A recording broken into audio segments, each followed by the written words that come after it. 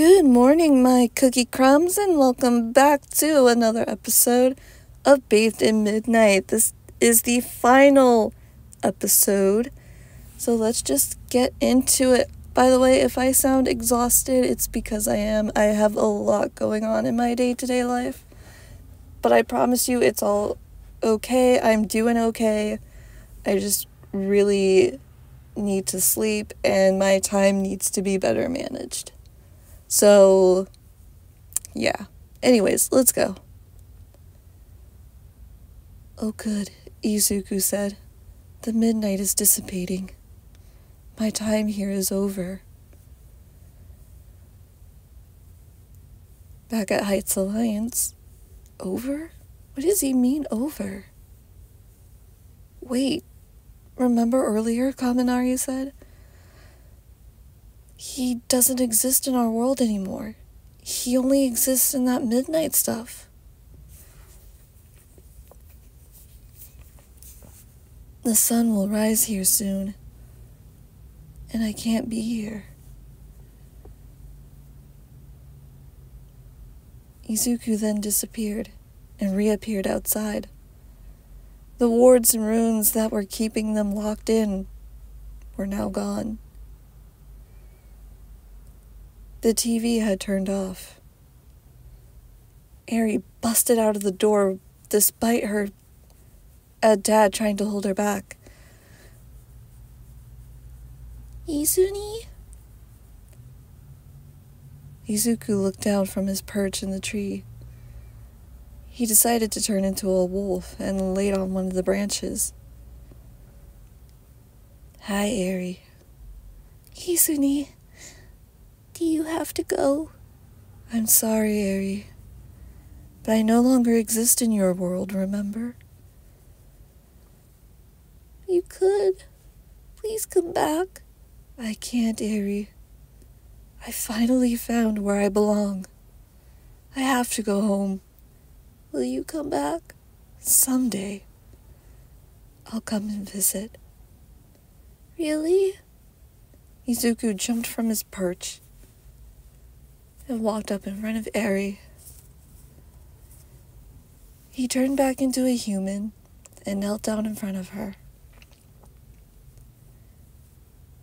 He snapped his fingers and a beautiful emerald necklace with an emerald and rose appeared. Here, Eri. This is for you, he said, putting it around her neck. If you ever need me, all you have to do is howl for me. And I will never be far away from you, Eri, I promise you.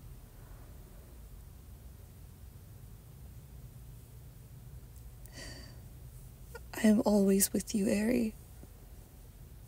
Okay. I'll miss you. I'll miss you too. But I can't stay here. You see? Your sun is starting to rise. And when the sun rises, I'll vanish. Please don't go. I don't want you to go. Please stay with me. I'm sorry. He gave her a kiss on the cheek. I'm so sorry. Suddenly the other people in the class burst outside, including Aizawa and All Might, begging him to stay. He looked over at him. He looked at them with a very serious glare. You take good care of her. And that was all he said. He turned around, but then decided to say, despite everything, I still cared. I cared enough to come back and to help you. I don't know what made you turn against me. No, that's stupid. I know what made you turn against me, and I don't care anymore. Just take good care of each other and take good care of her. Make sure she becomes a hero. the best hero this world has ever seen. Before anyone could say anything, Izuku had vanished. Eri busted out crying, so did the rest of the class. Bakugo shouted for Deku. No answer. He wasn't coming back. They knew this. Years later, a girl with long silver hair and a giant horn walked across the stage. She was handed her diploma, and she raised her hands high above her head. She then went up to the podium and gave her valedictorian speech. Class, everyone, it is with great pleasure that I say that we have graduated. We have all done a really exceptional job. All the classes cheered. From Gen N to Hero Course, it doesn't matter what path you chose in life. What matters is that it's your path. You make the path. Some of you are going to go on and become the best support team ever. The best business for heroes. The best representatives. The best tech and gear. Everything. We also have the next gen heroes.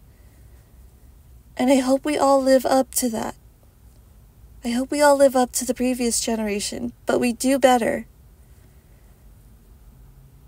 I hope I can make him proud. I had a brother who I adored more than anything in the world. He sadly passed away during his time here. It was his dream to be a hero, but it was cut short. I decided not to live the dream for him, as that isn't the path that I want, and not what he would want. I am living my own path. I chose the path of the hero, but I'm doing it for me. But I dedicate this to him, because he deserves it.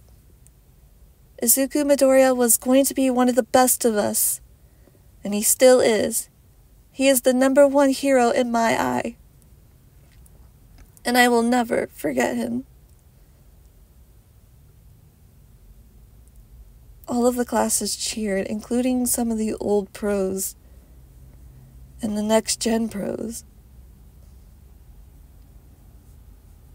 Bakugo, who was the #1 hero, shed a small tear.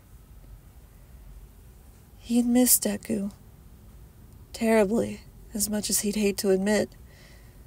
But he shook his head. He did it for him, but more, he did it to show Izuku that he was going to live up to his word. But he also became a hero for Deku.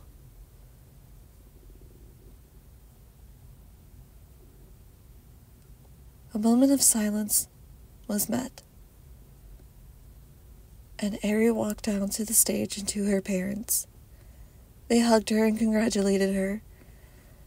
Eri looked to the sky, and she howled.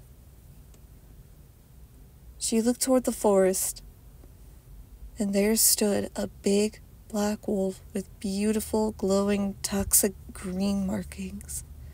The wolf howled back and vanished. Eri smiled.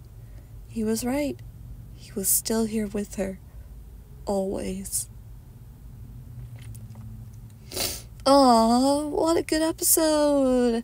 And a great way to end this series. Thank you so much. If you love this series, thank you, thank you, thank you. I know it's not one of my greatest, but I definitely liked it. Alright, guys. I'll see you later. Bye-bye.